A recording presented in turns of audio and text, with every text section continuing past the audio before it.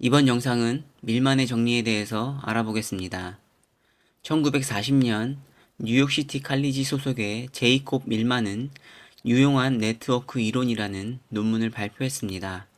논문의 핵심 이론을 들어보겠습니다.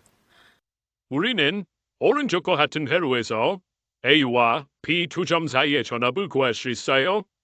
A, B 전압을 구하기 위해서는 두 가지 정보만 있으면 되는데, 첫 번째는 A와 B 사이의 임피던스 이후, 두 번째는 임피던스와 직렬로 연결된 전압이에요. 이것을 수식으로 표현하면 다음과 같이 정리할 수 있어요. 이제 우리는 밀만의 정리를 어떻게 사용할 수 있는지 알아보겠습니다. 논문에 나온 그림을 왼쪽에 다시 그려봤습니다. 직렬로 연결된 저항과 전압이 3개가 있고, 그리고 저항, 전압 쌍이 병렬로 연결되어 있습니다.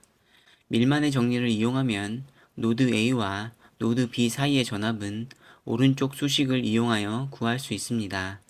분모에는 각 저항의 역수들의 합으로 표현되어 있고, 분자에는 직렬로 연결된 전압을 저항으로 나눈 값의 합으로 되어 있습니다. 이 수식은 병렬 회로 2개가 있어도 되고 병렬 회로가 4개가 있어도 동일한 방식으로 적용됩니다. 그런데 우리는 이 수식을 이용해도 되지만 수식을 외우지 않고 이해하는 방식으로도 노드 A, B 사이의 전압을 구할 수가 있습니다. 전원의 변환을 알아보겠습니다. 전압원의 등가 회로와 전류원의 등가 회로는 서로 변환이 가능합니다. 전원 변환을 하는 데 있어서 우리가 필요한 지식은 옴의 법칙인 V는 IR만 알고 있으면 됩니다. 우선 전압원의 회로와 전류원의 회로에 사용되는 저항의 값은 동일합니다. 그리고 옴의 법칙을 이용하여 전압을 전류로 바꾸거나 전류를 전압으로 변경하면 됩니다. 만약 전류원에서 전압원 등가 회로로 바꾼다면 옴의 법칙을 이용하여 전류원과 저항을 곱해서 전압을 구할 수가 있습니다. 반대로 전압원에서 전류원 등가 회로로 변경한다면 마찬가지로 옴의 법칙을 이용해서 전압을 저항으로 나누어 주면 됩니다. 이렇게 전압원 등가 회로와 전류원 등가 회로 변환만 할 수 있다면 밀만의 정리를 외우지 않아도 됩니다. 전압원의 회로는 때때로 조금은 다른 형태로 그려지기도 하지만 동일하게 전원 변환을 할 수 있습니다. 그럼 전원 변환을 통해서 밀만의 정리를 이해해 보도록 하겠습니다. 우선 하나씩 전압원을 전류원으로 변경을 해줍니다. 저항의 값은 동일하다고 했으니 직렬 저항을 병렬 저항으로 위치만 바꿔주면 됩니다. 그리고 전류원은 전압을 저항으로 나누어 주면 됩니다. 동일한 방식으로 다른 전압원도 차례대로 진행을 해줍니다. 이제 3개의 전류원과 3개의 저항이 병렬로 연결이 되어 있습니다. 전류원은 전류원끼리, 저항은 저항끼리 함께 모아주도록 하겠습니다. 그렇다면 노드 A와 노드 B 사이의 전압은 전류원의 총 전류와 병렬 저항 3개의 값을 구해서 곱해주면 될 것 같습니다. 그러면 전류원 3개의 전류가 저항 방향으로 흐르는 총 전류는 전류원을 모두 더해주면 됩니다. 그리고 병렬 저항 3개의 총 저항은 다음의 수식을 계산해서 구할 수가 있습니다. 마지막으로 노드 A, B 사이의 전압은 총 전류와 병렬 저항을 곱해주면 됩니다.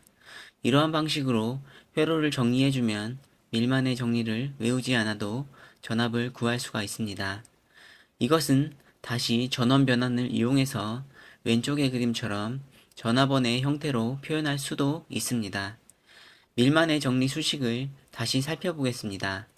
분자와 분모를 분리해서 보면 왼쪽은 전류의 합인 것을 알 수가 있고 오른쪽은 등가 회로의 병렬 저항인 것을 알 수가 있습니다. 우리가 알아본 전원 변환을 한 것과 동일한 결과인 것을 알 수가 있습니다. 밀만의 회로 풀이 순서를 정리해 보겠습니다. 먼저 전압원을 각각 전류원으로 변경해 줍니다. 다음 전류원과 저항을 각각 분류해서 모아줍니다. 전류원은 병렬이므로 값을 모두 더해줍니다. 병렬 저항 수식을 이용해서 총 병렬 저항 값을 구해줍니다. 마지막으로 총 전류와 병렬 저항 값을 곱해주어 양단의 전압을 구합니다. 이제 예제 문제를 몇 개 풀어보겠습니다. 왼쪽의 회로에서 노드 A, B 사이의 전압을 두 가지 방법으로 구해보겠습니다. 먼저 밀만의 정리를 이용해서 답을 구해보겠습니다. 밀만의 정리 수식을 떠올려 봅니다. 여기에 왼쪽 회로의 값을 그대로 수식에 대입을 해줍니다.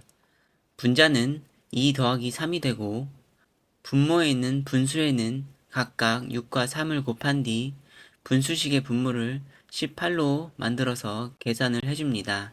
그리고 마지막 계산을 해주면 전압이 10V가 되는 것을 알 수 있습니다. 동일한 회로를 이번에는 전원 변환을 통해서 구해보겠습니다. 두 개의 전압원이 있으므로 두 개의 전류원으로 변환될 수 있습니다. 그리고 전압원의 직렬 저항은 전류원의 병렬 저항값과 동일합니다. 전류원은 각각의 전압을 저항으로 나누어 주면 됩니다.